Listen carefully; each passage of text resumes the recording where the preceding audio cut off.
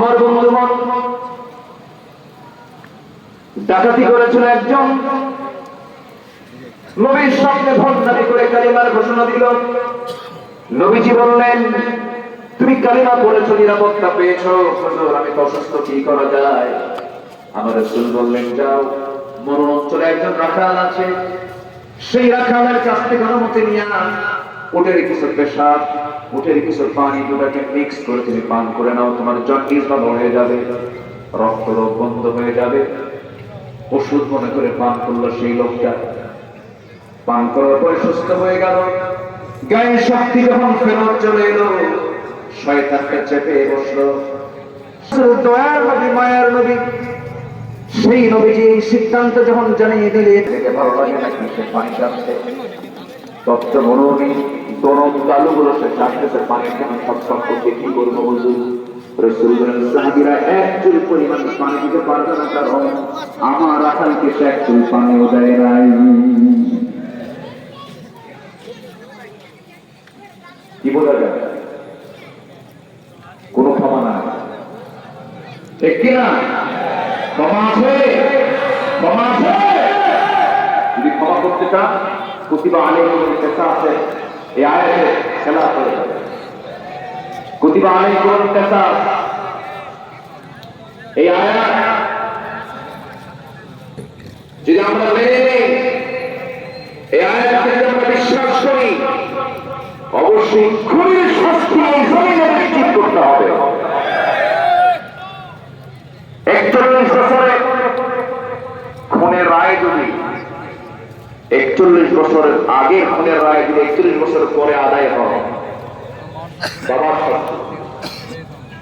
71 সালে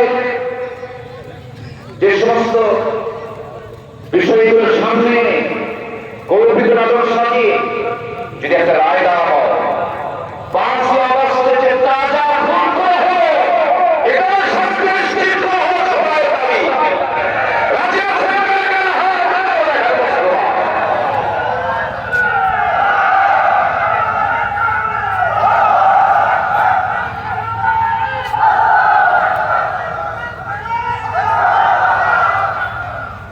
আল্লাহ কবুল করুন। জোরে বলি আল্লাহুম্মা আমিন। আরো জোরে আল্লাহুম্মা আমিন। সম্মানিত ভাই, সূরার নাম কি? আবার বলেন, সূরাতুল ফাতহ। 5 দিন বলে ভালো না, এক রাতে ওয়াজ করে শুধু সুলগানি বাড়ে। 5 দিন হলে পরে ভালো হয়, একটু প্রাণ খুলে ব্যাখ্যামূলক শব্দের ব্যাখ্যা, আয়াতের ব্যাখ্যা সুন্দর করে বলা যায়, যেটা শুরু করেছিলেন আল্লামা সাঈদী রাহিমাহুল্লাহ। গত 17 আগস্ট পিরোজপুরে আল্লামা সাঈদী ফাউন্ডেশনে গিয়েছিলাম, কথা বলেছি সেখানে। এই সব কথা বলেছিলাম 17 আগস্ট কেন, 15 আগস্ট রাষ্ট্র দিবস।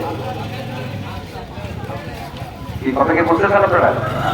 15 আগস্ট, এখন 15 আগস্টে এর আগে যদি 14 আগস্ট শাহাদাত বরণ করেছেন আমাদের আল্লামা সাঈদী রাহিমাহুল্লাহ, যারা প্রোগ্রাম হয়তো করতে দেবে না, এই জন্য আমরা ভাবলাম এনএসআই, ডিজিএফআই, ডিবি, এসপি এদের বদনজর, কি নজর, পেট যদি হজম না হতো কি কয়, বদহজম, তো ওদের বদনজর থেকে বাঁচার জন্য আমরা 14 তারিখের পরিবর্তে 17 তারিখে নিয়ে গেলাম। সেই 17 আগস্টে সেখানে গিয়েছিলাম, কথা বললাম, কই সেই পারের হাতের সেই সাক্ষীগুলো, বরঞ্চ সেখানে একজন এসেছিল কিনা, সুখরঞ্জন বাড়ি, একসঙ্গে বসে প্রায় 2 ঘন্টা কথা বললাম। এই সুখরঞ্জন বাড়ি ইমান না থাকতে পারে, সুখরঞ্জন বাড়ি ইমান হয়তো কালেমাটা পড়ে নাই, কিন্তু বহু সে বলেছে আমি জীবন দেব কিন্তু মিথ্যা সাক্ষী দিতে পারবো না। কলকাতার দমদম কারাগারে তাকে পিঠ মোড়া দিয়ে পিছনে 2 হাত বেঁধে রেখে দিয়ে দিনের হাতে শাস্তি দেওয়া হতো। একটা নচের তোকে দুনিয়া থেকে সাক্ষী দিবি, কিন্তু এই হিন্দু শুধুমাত্র দাবি সেগুলো না অসম্ভব আমার পক্ষে সম্ভব না। সে আমাকে তার চোখের পানি আমার দাবি করেছে। আর যদি ক্রিয়ার মুক্তি বিচার দিয়া ক্রিয়ার মুক্তি না আমাকে বলতে হয় কোনো কথা কাজ করবে এগুলো করতে হয় না। তুই আমার ওখানে করতে পারি না। আমরা লেগে গেছে আমরা লেগে গেছি আমরা কাজ করতে আমরা দিয়ে গেলে আমাদের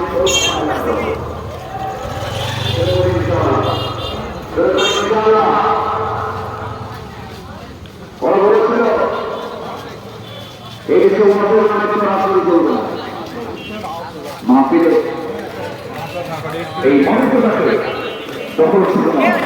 এই পোস্টারটা তারা দখল করে ফেলেছে। এই পোস্টার আমার নামটা কেন আগে না হয়েছে আমরা আরেক আমরা বক্তা আমাদের নামটা আগে আর একটি স্থানীয় আঁকি পাপি আছে না ওদের নাম দিচ্ছে পরে ওদের কাছে আমাদের বলে এই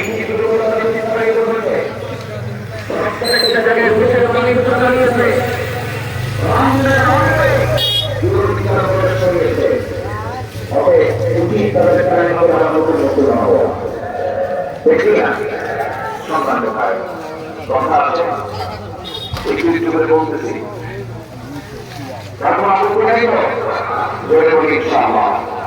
আমাদের সব ওই সময় দলীয় জানায় দিলেন হুজুরের বক্তব্য সহ ওই আয়াতটা তালাশ করে আল্লাহ রাব্বুল আলামিন বলেন ومن يبتغي غير الإسلام دينا فلن يقبل منه وهو في الآخرة من الخاسرين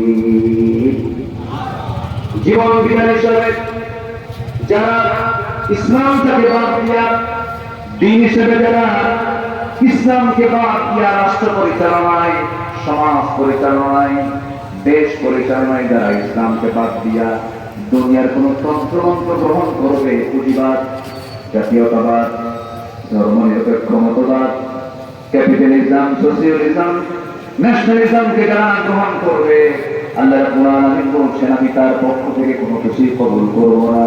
নামাজ পড়বে কাজ হবে না, হজ করবে কাজ হবে না, যাকাত দেবে কাজ হবে না, কারণ সে দল হিসেবে সে ইসলামকে না গ্রহণ করে দুনিয়ার আইনকে গ্রহণ করেছে। আমার দেশে এখন কার আইন চলে? আল্লাহ কাজ কি এখন বার আছে কি আংশিক না পুরোটাই? আচ্ছা আংশিক না পুরোটাই? কেন কি পুরোপুরি জয়পুর বলা যায়?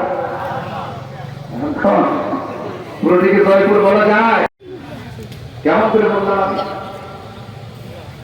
ফেরাউনকে বললো হামান শত্রু তো পালালো, সে তো গড়িয়ে পারই হয়ে গেল, পার হয়ে আপনার বিপদ আরো বেশি, ঘুম হবে না, টেনশন হবে, কোন দিক দিয়ে হামলা ওকে ধরো।